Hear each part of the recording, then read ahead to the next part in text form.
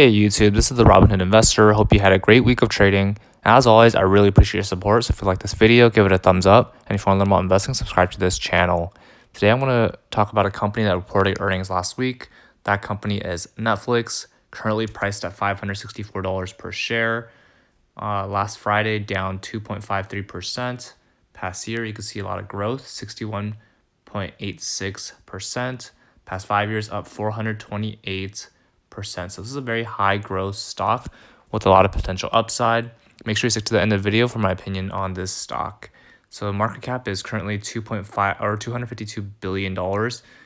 P ratio is 95, which is relatively high, but I think it's justified with the high growth. Dividend yield is 0, which means they're reinvesting all profits back into growth. Taking a look at the analyst ratings, you can see 61.9% give it a buy out of the 42 analysts. And you can see actual earnings per share was $1.19 versus expected $1.39. So taking a look at the actual reports, you can see overall they have 8.5 million paid net additions in the fourth quarter and crossed the 200 million paid memberships mark, which is very impressive. And for the full year, they added a record 37 million paid memberships, which achieved 25 billion in annual revenue, which is up 24% year over year. Great to see that double-digit growth. And they grew operating profits to 76%. So it's good to see that profitability. Taking a look at the summary of the results, you can see revenue year over year percent growth. Overall, 2020, you can see the double digit growth in the around 20% average. And forecast for next year is 23.6%. So they're consistently, steadily at the 20% mark. And also operating margin. Overall, they're becoming more and more profitable from 16% to 22%. It dipped slightly this past quarter because they're investing heavily into their content, but going forward, they plan to be more profitable with the operating margin. And you can see overall global streaming paid memberships year over year growth, also steadily at the 20-something percent. This quarter was 21%, but you can see that the next quarter they're forecasting 14.7%. So it seems like it's slowing down in terms of paid memberships. But overall, their operating margin as well as the revenue is increasing, so that's very positive news. Scrolling down a bit, you can see average paid streaming memberships increased 23% year over year in the fourth quarter, while average revenue per membership was flat year over year, both on a reported and foreign exchange neutral basis. And they also added over 6.0 million projection in terms of their subscribers. Very positive. Operating margin also very positive, 14.4%. And their revenue is higher than expected. So overall, very positive in terms of their earnings report and forecasts. And taking a look at the weekly global paid net ads year to date, 2020 is going to be a very unique year. So you can see the blue line that's trending upwards was very drastic, especially in March when things started to lock down and people staying indoors more, people streaming more. But with 2021, it's a little lower, but it's good to see that they're still growing their subscriber base. And content, they continue to invest heavily into their content, both in movies and TV shows. And they recognize that their competitors like Disney, Warner Media, aka AT&T, Discovery, Comcast, Universal, all those other competitors are pushing out their direct-to-consumer product streaming service, and it definitely is a more competitive space and more competition. So good to see that Netflix is becoming very competitive with their content and trying to cater to the more viewers, and not just in the domestic market, but also in the international space. So great to see that they're also in these areas like Brazil, Argentina, Germany, Italy, Spain, Poland, Vietnam, Philippines, and more.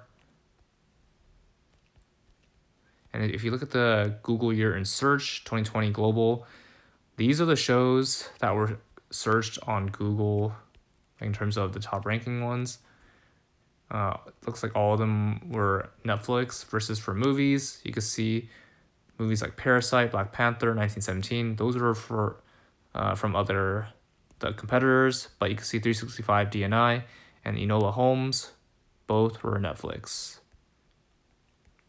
Scrolling down a bit, they continue to improve the product overall, make it a more secure platform with parental controls and more programming.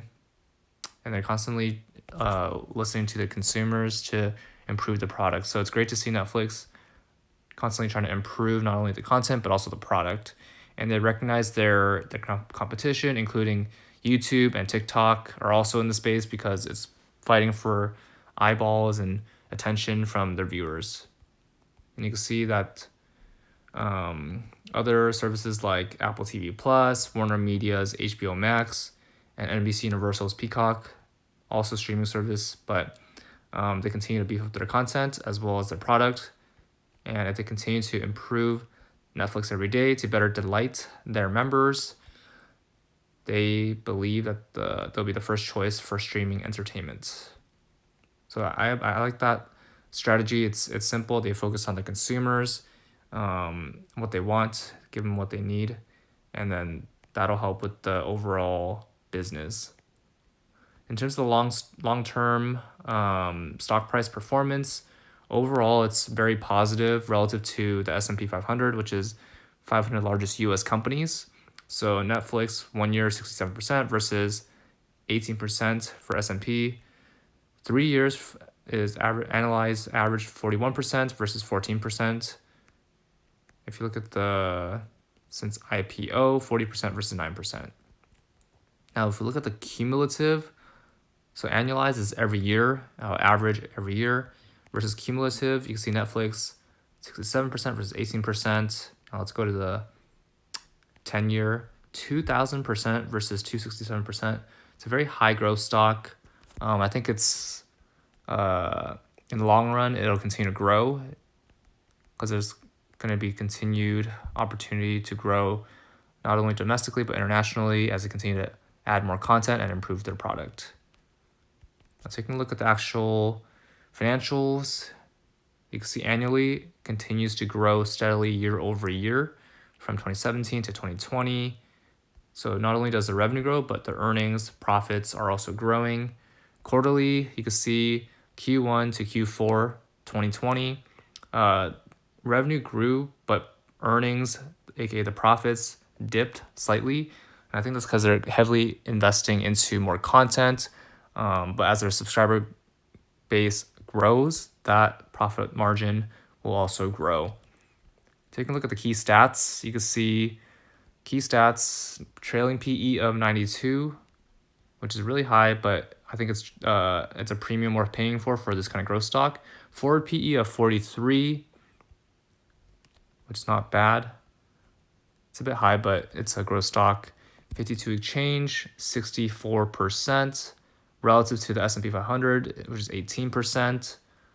Scrolling down a bit, you can see that dividends, they don't invest or at least pay their shareholders any dividends. So they're reinvesting all profits back into growth. Taking a look at profit margin, 11%. Operating margins, 18%.